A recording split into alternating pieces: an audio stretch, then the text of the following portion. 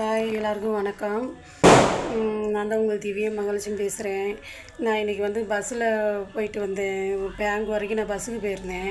ஒரு சின்ன வேண்டுகோள் தான் எல்லாத்துக்கும். நல்ல உடம்பாக இருக்கவங்களும் சரி, வயசு பிள்ளைங்களாக இருந்தாலும் சரி, சிறு வயசாக இருந்தாலும் சரி, நடுத்தர வயசாக இருந்தாலும் சரி, நீங்கள் உடம்பு நல்லா இருந்துச்சுன்னா வராங்க. பஸ்ஸில் ஏறி நிறைய பேர் வராங்கள்ல, அதில் முதியோர்கள் நிறைய பேர் வராங்க.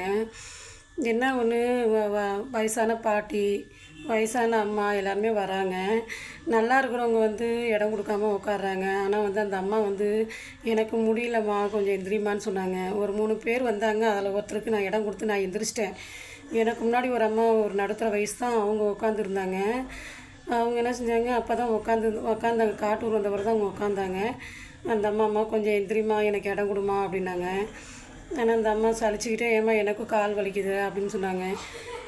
உடனே அந்த அம்மா, இல்லைம்மா ரொம்ப முடியலம்மா, மூச்செல்லாம் அடைக்குது அப்படின்னு. மூச்சு அடைக்குதுன்னா எதுக்கு வர, உங்கள் வீட்டில் ஆள் இல்லையா அப்படின்னு சொல்லி எதிர்க்கிறீங்க. தயவு செய்து அந்த மாதிரி யாரும் அந்த மாதிரி கேள்விலாம் கேட்காதீங்க. அவங்க வீட்டில் நல்லபடியாக பார்த்துருந்தாங்கன்னா அவங்க பசி ஏறி வருவாங்களா? தனிப்பட்ட முறையில் வயசானவங்க தானே, வயசானவங்களாம் தனியாக விட்டுட்டு தானே வராங்க. அவங்க போனால் எப்படி வருவாங்க, எப்படி போவாங்கன்னு தெரியாமல் அவங்க அனுப்பிட்டாங்க. அவங்க முடியலன்னு சொல்லி ஒரு உதவி கேட்க போய் அந்த அம்மா ஒரு வீட்டில் இருக்கவங்கள எல்லாரையுமே இழுத்து பேசிட்டாங்க. தயவு செய்து சொல்கிறேன், பஸ்ஸில் முதியோர் வந்தாங்கன்னா அந்த ஒரு கேள்வியை கேட்காதீங்க. அவங்க வீட்டில் கரெக்டாக பார்த்துருந்தாங்கன்னா அவங்க கண்டிப்பாக நல்லபடியாக வந்திருப்பாங்க. அவங்க வீடு சரியில்லை, அவங்க குடும்ப சூழ்நிலை சரியில்லாதனால தான் அந்த அம்மா, வயசான அம்மா பஸ் ஏறி வர்றாங்க.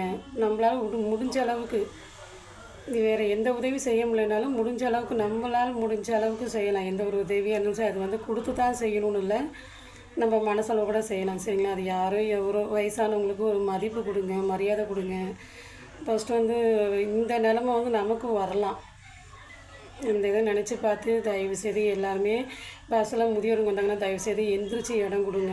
மனசு இருக்கவங்க இடம் கொடுங்க, மனசு இல்லாதவங்க உட்காருங்க. அது தப்பு கிடையாது. ஆனால் எதிர்கேள்வி கேட்காதீங்க. அவங்கள கேட்டு மனசு நோகடிக்காதீங்க.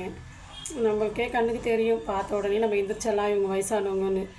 அதனால் தயவுசெய்து எல்லாருமே பஸ்ஸில் வரவங்க, லேடிஸாக இருந்தாலும் சரி, ஜென்ஸாக இருந்தாலும் சரி, முடியாதவங்களுக்கு இடம் கொடுத்து அவங்களுக்கு ஒத்துழைப்பு கொடுங்க.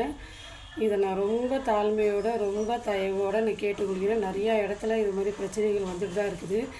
நான் அதை பார்த்துட்டு தான் இருக்கிறேன். இன்றைக்கி பஸ்ஸில் போய்ட்டு ரொம்ப மனசு ரொம்ப நொந்து போய்ட்டு. கவர்மெண்ட்டு பஸ்ஸுன்றாங்க.